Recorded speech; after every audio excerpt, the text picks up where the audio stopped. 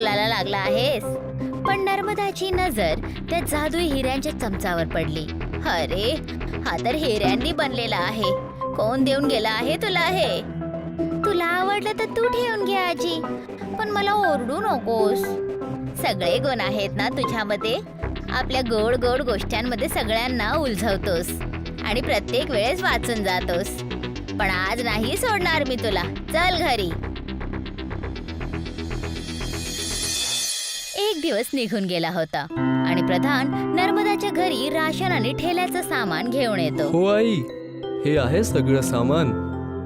तुझं खूप खूप आभार भोलू. अरे आई, परत तीच गोष्ट. उपकार कसला? मी तर फक्त तेच करतोय जे माझं कर्तव्य बनतं.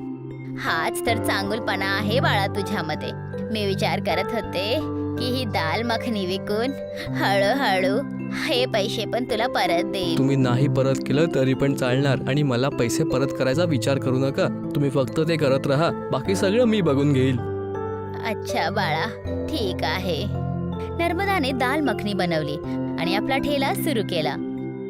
त्याची सुगंध येतानाच रिंकू तिथे आपला चमचा घेऊन उभा राहिला आणि त्याच बरोबर प्रधान पण. आजी, मला पण दाल मखनी. थांब लल्ला, तुला पण खाडवते, नाहीतर तू सगळं काही आपल्या डोक्यावर उचलशील. आई, मला पण द्या. मला पण चव घ्यायची आहे. आणि द्या, मी रिंकूला पण चालवतो. ठीक आहे भोलू बाळा, आता घेऊन येते. नर्मदा ताबडतोब प्रधानला दाल मखनी देते. प्रधान आपल्या हातांनी रिंकूला खाडवतो. प्रधानजी, खूप स्वाद आहे ना दादीच्या खातामध्ये? ओ रिंकू, खरंच खूपच चवेदार बनला आहे हे. हे घे, अजून खा. मी पण तुम्हाला खाडवतो. रिंकू आपल्या हिऱ्याच्या चमच्याने जसंच प्रधानला खाडवतो, प्रधान चकित राहून जातो. काय झालं भोलू? तिखट तर नाही लागलं ना रे? नाही आई, हा हिऱ्यांचा चमचा. जेव्हा यानं रिंकूनी मला चारलं तर असं वाटलं की याची चव 100% वाढली. इतकं चवेदार भोजन, जसं की देव लोकांचं जेवण. अच्छा, काय खरंच? आणि हे असली हिरे आहेत? 100% खरे आहेत आई. आणि त्यापेक्षा हा एक चमत्कारच आहे. रिंकू, आजीला पण चार. नर्मदा जसंच त्याला चाकते, तिला एक असा स्वाद येतो जसं तिने आपल्या पूर्ण जीवनामध्ये असा स्वाद कधीच चखला नव्हता. हो भोलू, बरोबर बोलतोस. मी असं करते की ह्या चमचाचा वापर आपल्या भोजनला चालवण्यासाठी करते, तर सगळ्यांना एक उत्कृष्ट प्रकाराचं भोजन भेटेल. अरे वा, बोलू नाव माझं आहे, पण सगळ्यात भोळी तुम्ही आहात. मी समजले नाही भोलू. माणसाच्या मनात सर्वात पहिले हे येतं की हे हिरे आहेत, तर यांना विकून द्यावं आणि पैसे कमवावं. पण तुम्हाला सगळ्यांना ह्या चवेचा अनुभव करून द्यायचा आहे. हे बघून हे भोजन आता अजून चांगलं वाटू लागलं. तेव्हा तिथे पिंटू येतो आणि बोलतो. अरे भाऊ, काय छान सुगंध आहे. द्या मला पण बरवा बाबा. बस, आता घेऊन येते. नर्मदा त्या चमच्याला पूर्ण जेवणामध्ये चालवते आणि पिंटूला एक दाल मखनी देते.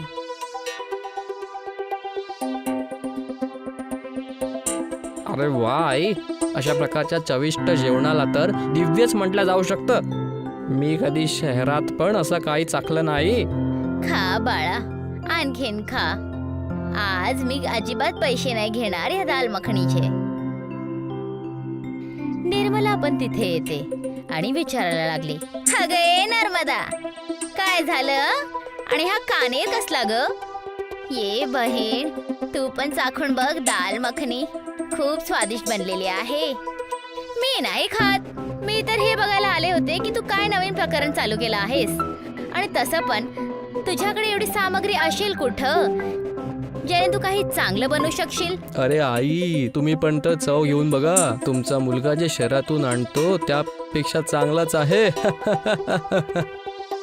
ए भोलू, खूप झालं तुझं. माझा मुलगा जे काही वस्तू पाठवतो ना, तसं तुम्ही कधी विचार पण केला नसणार.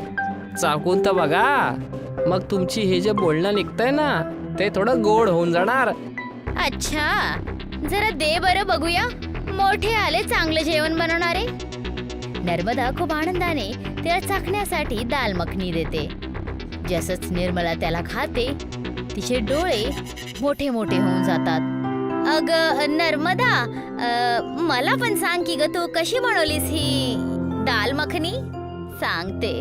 नर्मदाने पूर्ण गोष्ट तिला सांगितली आणि ताबडतोब निर्मला त्या चमच्याला हातात धरून बघायला काय लागली. झालं निर्मला अक्का?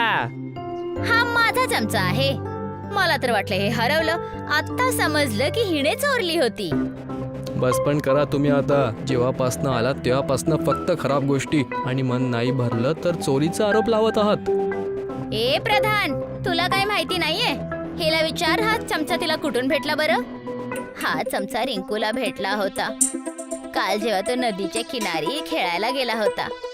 हो, मला हा मामाजीने दिला होता. तुझा कोणच मामा नाहीये. फक्त गोष्टी बनवायला माहीर आहेसा तुम्ही लोक. मी निघाले आपला चमचा घेऊन. असं बोलून निर्मला चमचा घेऊन पळून गेली. मग नर्मदा खूप उदास झाली.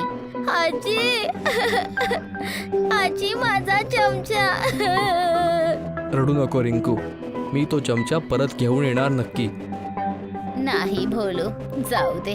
नदीच्या किनाऱ्याला ह्याला तो चमचा कोणीही दिला असेल आणि माझ्याबरोबर जे काही घडत आहे त्याला बघून तर वाटत आहे की ते नक्की एखादी देवता होते.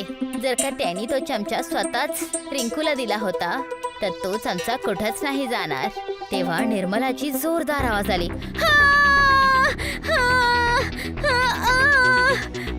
सगळेजण तिथे पळत पळत पोचले तर बघतात की निर्मला बाहेर पडलेली आहे आणि एका प्लेटमध्ये चमचा आणि जेवण ठेवलेलं आहे. अरे वाचवा! नर्मदा तिला पाणी पाजवते आणि विचारते, काय झालं निर्मला? मी जसंच या चमच्याने जेवण जेवलं माझं तोंड जळायला लागलं. अरे असं वाटलं जसं 10 मिरच्या एकत्र खाल्ल्या आहेत. पाणी पण पिलं पण ठीक नाही झालं. आता जेव्हा तू थंड पाणी पाजवलंस तर मला बरं वाटलं जाऊन. बघितलं माता तुम्ही, ज्यांचा आहे त्यांनाच मिळणार. अशा कपटी कामं करू नका. देवानं सगळं काही दिलं आहे, पण लोभ आणि ईर्ष्या इतकी की कोणाच्या हातात काही चांगलं जर आलं तर बघवलं जातच नाही. मला माफ कर नर्मदा. हे घे तुझा चमचा. या घटनेच्या नंतर नर्मदेची दुकान चालायला लागली. नर्मदाची दाल मखनी आता पूर्ण गावाचा सगळ्यात स्वादिष्ट व्यंजन बनलेली होती.